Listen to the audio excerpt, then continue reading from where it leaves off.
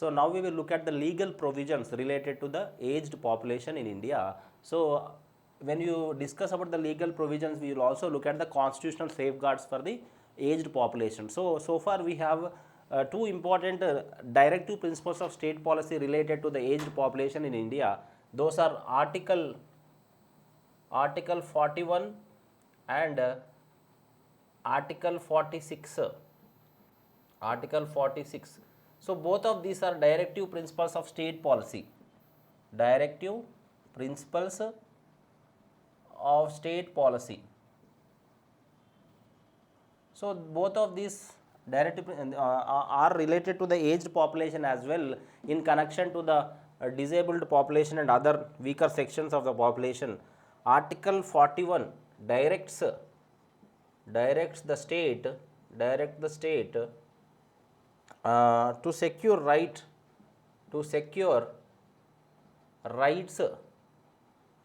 for old age population, rights of public assistance to old age. So it is also related to other sections of the population. So here we are discussing about the old age population. So Article 41 and 46 directs the state to secure rights of public assistance to the old age population. So what are the directive principles of state policy? You might have learnt about the directive principles of state policy in your polity classes. The directive principles of the state policy are the directions to the government, the state, to make policies on various sections of the population. Though they are not justiciable, as you all know, they are only directions to the state. So like for example, Article 44 of the Constitution, which is the directive principle of state policy, is trying to direct the state to make uniform civil code. So now we are seeing many states like Uttarakhand, Goa, they have made already the uniform civil code, and many other states are also going for the uniform civil code in the coming days. So when the directive principles are all, for example, the directive principles have already asked about increasing the standard of education for the poor people. So taking the cue from that particular directive principles, we have started Right to Education Act in 2005. So this RTE, Article 21A, Article 21 got amended, and we have kept A and brought the right to education. So simply, these directive principles of state policy are so powerful, even though they are not justiciable, because they will give a direction to the state on what type of policies should be taken up by the government. So this Article 41 and 46 specifically talks about the weaker sections of the population, like old age, sick population, destitute population, and how various policies should be made for their development. So this is the biggest of the legal backing, the constitutional provision that the old age population have. But we also have to mention that the old age population have very less less legal backings. So for example, Article 14, which is talking about the right to equality, also stops the prohibition of discrimination on the aged population. So you cannot discriminate someone on the basis of caste, color, creed, sex, age, etc. So this Article 14, 16 and 19 are also available to the old age population, but specifically speaking, Article 41 and 46, which are part of the directive principles of state policy, are very, very important in the context of the older population in India. So these directive principles will give a direction to the state and its policy on how they should be taken care to the older age population. So far we have seen various schemes like Pradhan Mantri Matru Vandana, Vaya Vandana Yojana, Rashtriya Vayosri Yojana, and all the related schemes, Indira Gandhi Old Age Pension Scheme, Integrated Older Population Pension Scheme, IPOP. So all these schemes, they are actually made from the directions of the government in the directive principles of state policy. When the government is having a state policy of taking care of one particular sections or looking after one particular sections in its constitution, then definitely it will take it as a more important concept. So this Article 41 and 46 plays a huge role, a dominant role in the development of the older age population. So remember Article 41 and 46. In between we have 44 also, which is talking about the Uniform Civil Code. So all these directive principles of state policy are important in your polity perspective, but please, when you are looking at the when you are reading polity, also look at various social issues and related articles for the social issues. So do an integrated preparation. When you are doing polity, don't do it completely for polity's sake. When you are doing society topics, don't do it completely for society's sake. Try to integrate it. So supposingly you are reading article 44, 46, 41 in the constitution, I mean in the polity, you also try to remember that there is some relation to the society class also. So there is a huge relation. Here we are discussing about the population, here we are discussing about the various social issues, here we are discussing about the social structure of India. In this, definitely we have definitely linked to the polity, economy, and ministries, administration, everything. So everything is interlinked. So this bifurcation in the syllabus is only for the convenience, but generally we are discussing about various issues that are relevant to the country of India. So society also, when you are doing it, do it from a perspective of the polity also, when, because every section like SC, STs, OBCs, minorities, aged population, disabled population, and destitute population, human traffickers, everything, there is a legal backing. There is definitely a legal backing given, a constitutional backing, statutory backing given to each section of this population. So compulsorily you have to look at it from the polity perspective also, because I am stressing so much on this point is because there are instances of questions asked from the acts, legislations, articles, statutory provisions in the society topic. So almost 50% of the questions in the society topic are asked from the various committees, various commissions, various legal provisions, various articles. Recently in concluded AP Group 2, they have asked a question on Child Labour Prohibition Act year, and they have in one more exam they have asked about the Human Trafficking Commission, Justice Verma Commission, and in the Telangana Group 1 exam, prelims exam conducted for the second time, they have asked a question on Gurupada Swami Committee on the child labor. So like this, commissions, committees, legal provisions, schemes, whatever the government is doing from the side of the state to the population, vulnerable sections are SCs, STs, OBCs, minorities, aged, disabled, transgenders. These are the vulnerable sections of the society. So whenever the government is making a policy on particular vulnerable section, or a scheme on a particular vulnerable section, or there is a legal provision on a particular vulnerable section, any safeguard, any statutory provisions are there on a particular weaker section. So definitely that is important from the exam perspective. This is more important in the in society topic. So society and polity, the merging area is most important for us. Like in geography, the warm water and cool water pool, the merging of warm water and cool water pool is the best fishing grounds, as you all know. I am giving a geography example here. The place where the warm water and cold water mixes together is the best of the fishing grounds. You can see that in the Atlantic Ocean. So these kind of merging of society and the polity areas are very high chances of questions getting asked in the exam. We are seen from the PYQs. We are not only guessing it, we have seen various PYQs that has happened in the Telangana, all the exams, and also in the AP groups exams. So they are particular, even in the UPSC Indian society topics, they are definitely asking this polity and society merging areas. Polity and society merging areas are most important for us in the Indian society paper. So remember that as a very important fundamental point in the preparation. So this article 41 and 46 directive principles of state policy, directing the state to do various provisions for the weaker sections of the population, and this is one provision. These are directive DPSPs, and next provision is section 20 of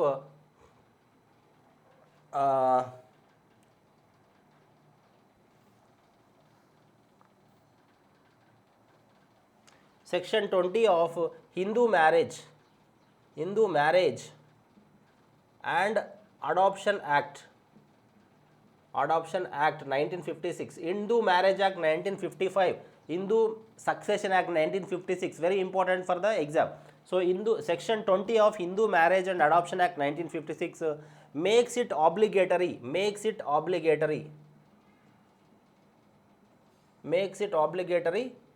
for the children to maintain the parents. So what it means, supposingly you want your property from your parents, so it is compulsorily you have to maintain your parents, simple. So section 20 of the Hindu Marriage and Adoption Act 1956 makes it obligatory for the child to maintain their parents. If at all he is not, I mean not looking after the parents, leaving them in the destitute home or old age home, they are not fit to take the property of the succession of the Hindu family. So this is a very particular section which is a superb safeguard for the Hindu families. This Hindu Marriage Act and Succession Adoption Act 1956 makes it obligatory for the child to maintain their parents. Simple. Even if the child is not born to them, even if he is adopted child, even if the person is adopted child, definitely he has to maintain the parents. So this is obligatory, compulsory. Obligatory means compulsory. If at all a parents file a case that their children are not maintaining them, not taking care of them, definitely they are not eligible for the succession of those parents. So supposingly you may ask, how many people will file the cases like this on their children? Unfortunately ours is a traditional society. Even if the children are not taking care or not maintaining their children, the parents will love their children and they will never file a case. Majority of the cases I am talking about. But there is this safeguard. This safeguard is available to them. So please let people know, whoever is suffering from the children not taking care of their parents. So this section 20 of Hindu Marriage Act and Adoption Act 1956 makes it obligatory for the children to maintain the parents. Section 20, remember. And section 25, 125 of CRPC, Criminal Procedure Code, CRPC, gives the right to parents to claim maintenance. Just like a divorcee wife asks the maintenance, alimony for the divorced husband, similarly if the parents are if the children are departing from the parents, they can actually claim the maintenance from the children according to the section 125 of CRPC, Criminal Procedure Code. This is also important for us. This two things, section 20 of Hindu Marriage and Adoption Act 1956 and section 125 of the CRPC are important safeguards for the parents. They can take the maintenance from the children, they can claim the maintenance from the children. So section 125 is very important for us. And these particular things can be useful to you, because tomorrow when your children are not taking care of you, you can use this. So చాలా important అమ్మ. Future generation now almost because of the westernization and industrialization, globalization, no more children are living with their parents. They are going into their own homes or foreign countries, mostly in the Indian middle class families. So definitely these sections are useful to you, not only for the exam but also for the it is also useful for you for the future. So this particular acts, section 20 and section 125 of the CRPC are most important for you in the context of exam. And next this section 125 and section 120 is important for you in the exam perspective. And if you see, the next important safeguard for the older age population is the maintenance of welfare, maintenance and welfare of parents and senior citizens. Maintenance and welfare of parents and senior citizens Act, Senior Citizens Act 2007. So this act got formulated in the year 2007, wherein the maintenance and the welfare of parents and senior citizens Act 2007 is it is making, if at all, a legal heir, a person will become a legal heir only if parents are taken care. Simple. Again, this is also biggest safeguard. So according to this Maintenance and Welfare of Parents and Senior Citizens Act 2007, this act is made in the Parliament. So Maintenance and Welfare of Parents and Senior Citizens Act, Maintenance and Welfare of Parents and Senior Citizens Act. So whoever is claiming that they are the heir, that they are the children or heir means the succession, the future. So if they have to claim the heir of their parents, definitely they have to maintain the parents. Again, one more safeguard in the form of a statutory provision, that is the Act of Parliament. So, Act of Parliament means definitely it is a law, it is a law. So, this Maintenance and Welfare of Parents and Senior Citizens Act 2007, if a person can claim as a legal heir to the family only if they are taking care of the parents. And these are the important provisions that we have.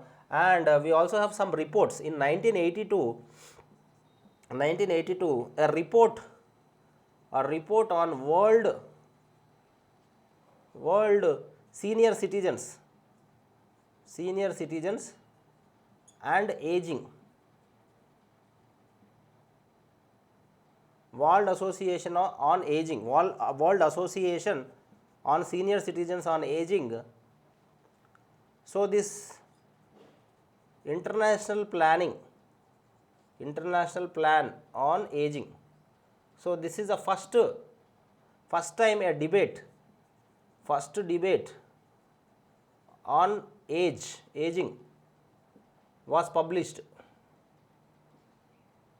So, very important, 1982, a report on World Association on Aging.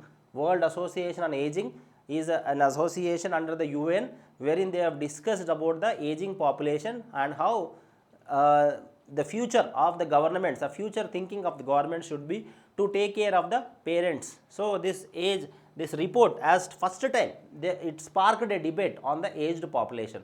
So, this report is most important for you, 1982 report on World Association on Aging. So, remember this point, can be asked in the exam. And next important provision is United Nations Population Fund, UNPF, United Nations Population Fund,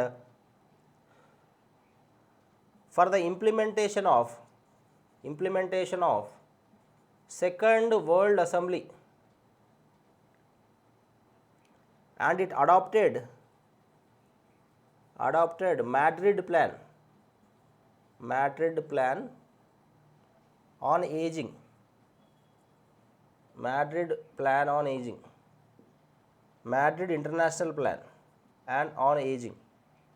So, this particular plan is also related to the safeguards of the old age population. Simply, these two are international level conventions, and just like we have ILO Convention 189 on labor relations and informal sector labors, just like we have United Nations Children's Emergency Fund, we also have United Nations Population Fund, which is specifically which also focuses on the aged population. So, this 1982 report on World Senior Citizens and Aging sparked the debate for the first time on aged population. And the second important is UNPF Population Fund. It talked about the implementation of Second World Assembly on the aged population and adopted the Madrid International Plan on Aging 2012. So, here how you should look at this particular, you cannot remember all this, but the point is they may ask you like this: Madrid International Plan is related to which of the following social group of population. So, you may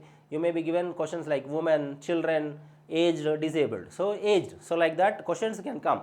So, you have to look at questions in every point that we discuss in the class and every point that you read in the textbook. So, you cannot, any human brain, it is impossible to remember so many points in all the subjects.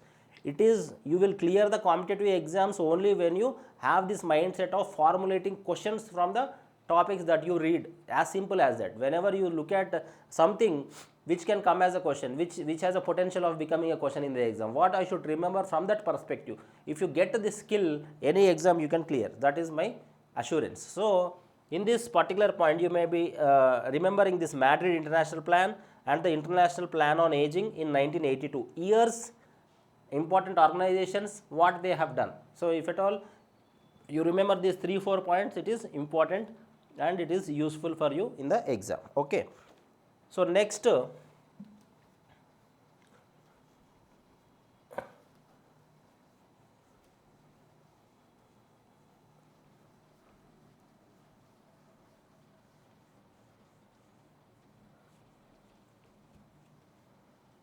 we will talk about the contributions of older population, contributions. Without the discussion on contribution of old age population to the society, contributions to whom? Contribution to the society. if at all we are not doing the discussion on contributions of society of the old age population to the society, we are doing injustice to them. So in this also there can be potential of questions coming. They may give you a statement based questions on the contributions made by the older age population on the society. So contribution, what is the biggest contribution that they can do for the society is, first one is they can share the experience, shared experience. So experience in the form of both personal and professional, personal and professional. So what happens if they share their experience in the personal life? Stability comes. So any society which has stability and order, any society which has stability and order is known as a successful society or a normal society, a happy society. So the experience of the aged population is way more important for any society to survive as a normal state. In sociology, we have two concepts, normal state and pathological state. So normal state is that society where everything functions very smoothly, a functional society. If at all any society there is some level of disturbance, even in the form of war, aggression, social disturbance, social movements, or any internal aggression, these type of societies are known as pathological societies. So to keep a society in the normal state, a sociological concept of normal state, definitely the shared experience of the older population is most important. So these older population will share their experience, personal experience and also the professional experience, so that it will give the professionality and the stability and order in the society. So I am not talking about informal things and how they will help and rescue the younger population whenever they are in the crisis, but generally also the older age population expertise is most important in the context of the stability and order in the society. So this is one particular important concept for us in their contribution. The second one is they are the vital generation link, vital generational link to the old and new.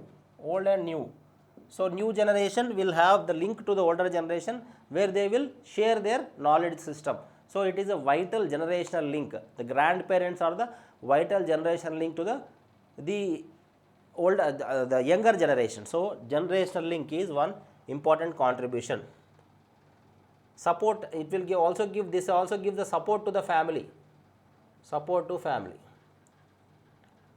Support, the older population are the support to family whenever the families are in the crisis. If you see, the arranged marriages have the highest success rate because the parents and the older people are involved in that. So because when the younger population are involved, they may take impulsive decisions, sudden decisions, they will go according to their mind, but older populations have experience of looking at all these things and they will share their experience in the family, to the family whenever it is the family is in the crisis. So very, very important concept from the family perspective. So vital generation link. So and third one is joint families.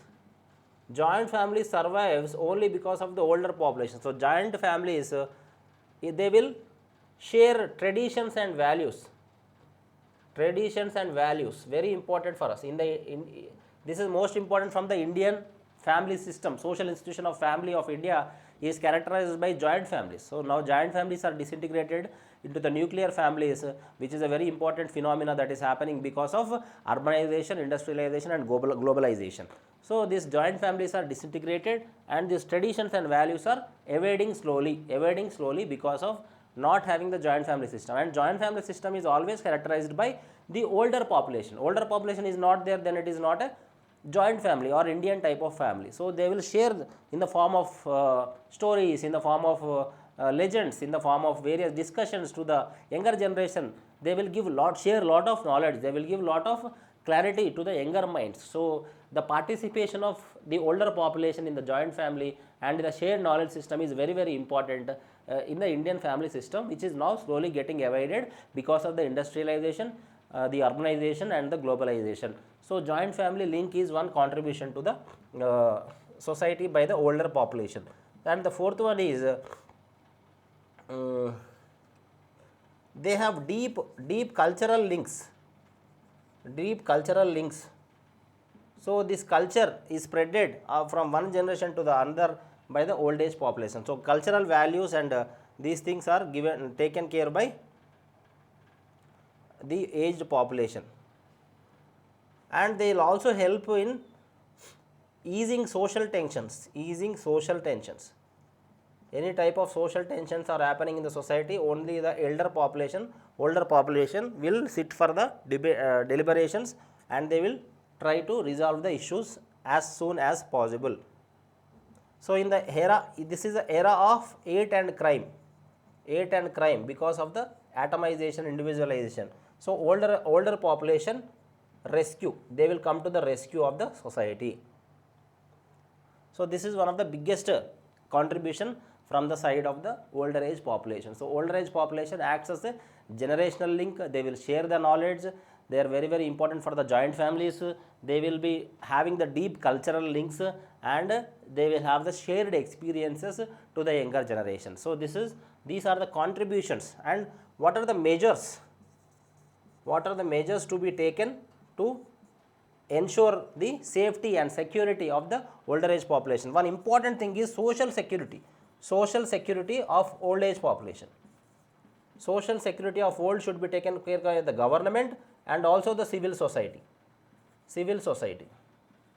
So both the levels, government has to make various schemes, civil society has to take care of the older population. We should generate a respect towards the older age population. Older age population should not be seen as a burden, but they have to be seen as a resource, a dale, we call infodale. They are the infodale of the society. They will give the precious information and the experience to the younger population. So old age population is, so social security of the old age population is not only the need of the hour from the side of the government, but also from the side of the civil society. Civil society means we the people. So civil society will have to be taken care of the social security of the old age population. So this is one biggest measure that need to be taken care of. And second one is pension schemes. Pension schemes should be increased. Every section of the old age population, be it BPL, be it APL, be it middle class, every needy person in the old age population should get the pension. So pension should be made as a compulsory thing. This is one measure the government has to take. And homes should be built to the old age population who are in need. Pradhan Mantri Awas Yojana, where every section of the population should be included with the housing.